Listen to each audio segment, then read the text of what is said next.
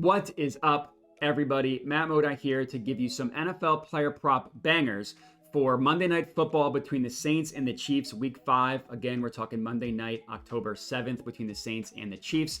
And I'm going to have 3 players that we are backing for Monday Night Football, 2 of which we're just taking one mainline play. That's it. And then, of course, we have to have one guy that we are laddering as well. So ended up being a little bit under 3 units risked across 3 players, one of which we are climbing a juicy ladder. For those of you that are new to my YouTube channel, we've been on fire with these ladder plays. We've hit one every single day starting in week 2 of Monday Night, or every single football day, I should say, starting in week 2, Monday Night Football. So it's just been amazing. And that success continued on Thursday Night Football, and it continued last week in week 4 as well.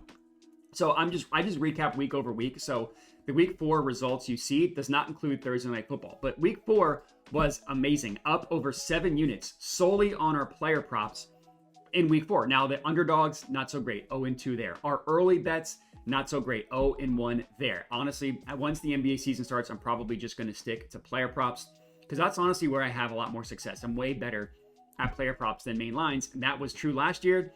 It's held true this year as well. Again, up over 7 units in week 4.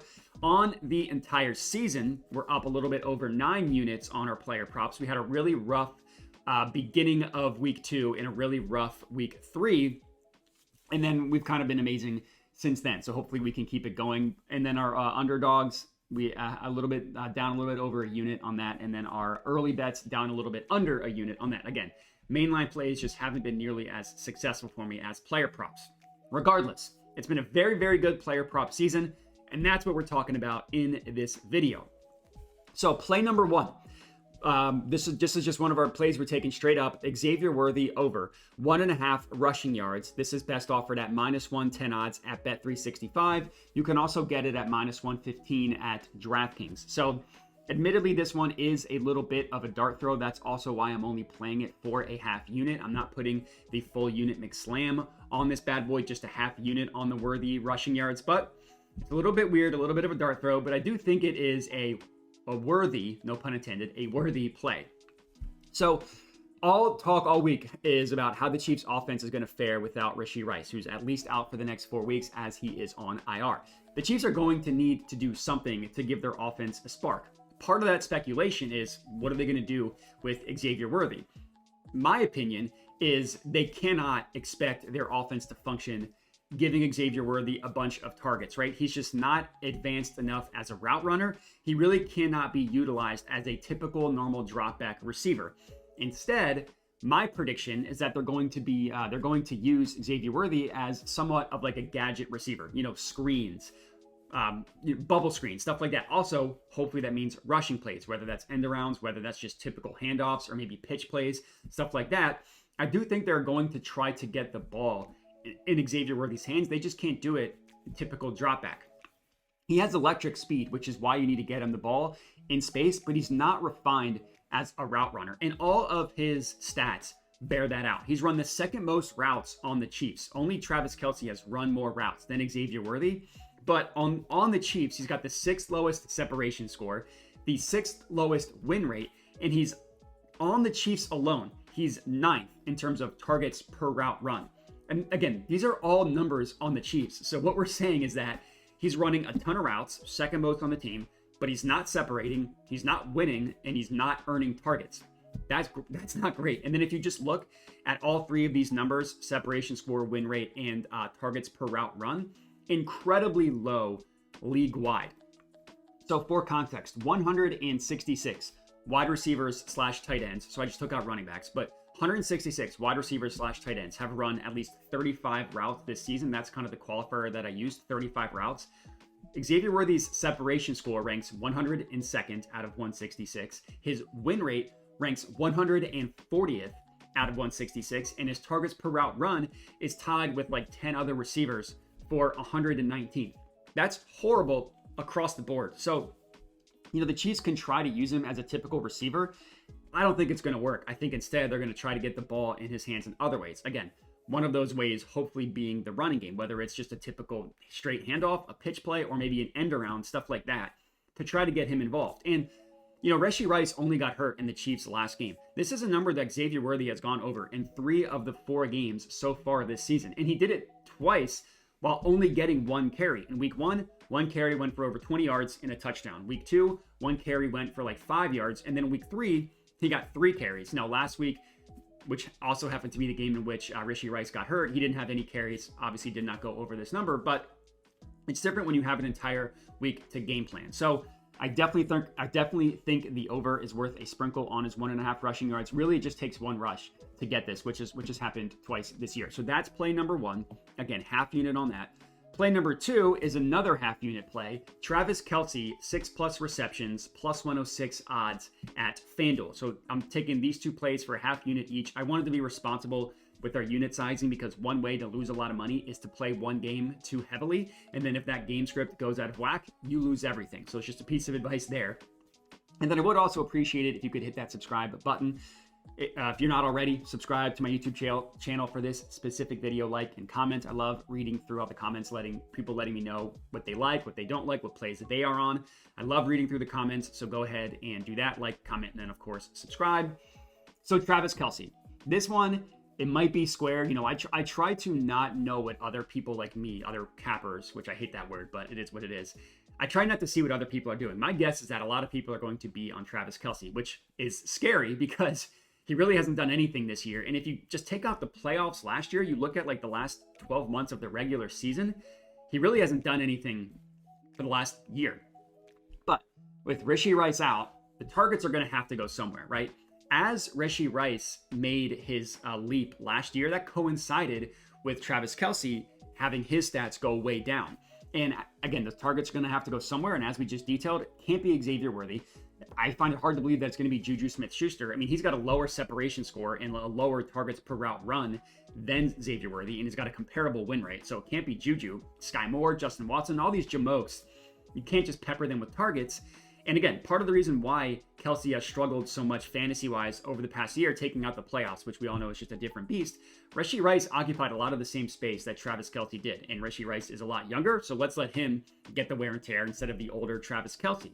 So without Rice, we're probably going to see a couple of vintage games from Travis Kelce. That kind of started last week. He didn't score. He's still gone scoreless on the year, but 7 receptions on 7 targets for 89 yards. That's a pretty good game. That would cash this 6+ reception play, obviously. Now, if you look at Kelce, look at his advanced numbers, separation score, win rate, all that stuff, not elite. He's not going to be among the top in the NFL or anything like that. Funny enough, his numbers are very surprisingly similar to Dallas Goedert. They have the exact same separation score, and they are within like 0.4% in terms of their win rate as well. The only reason why I'm bringing that up, the only reason why that's noteworthy is because Dallas Goedert against the New Orleans Saints had 10 receptions for 170 yards. And that was a game the Saints played the Eagles. A.J. Brown missed that game. Devontae Smith left that game early. There was no other receiving threat for the Eagles, and Goddard still blew up. Obviously, 10 receptions, 170 yards. That's something that I would not be surprised happened on Monday night as well with Travis Kelce.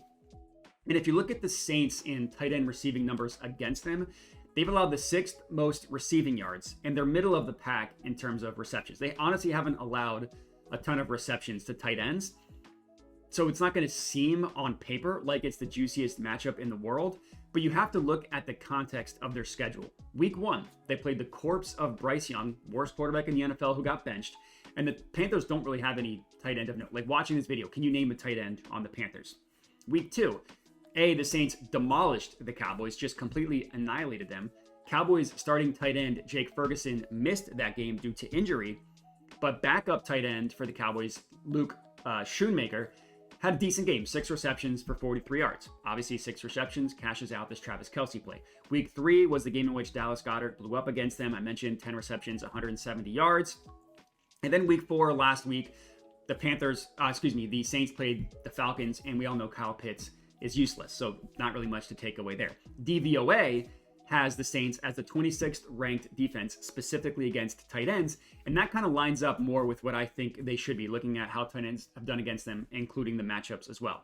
So my guess is Kelce's going to have a good game in this one. Again, I'm just putting a half unit on this because we do need a unit size responsibly. That's play number 2.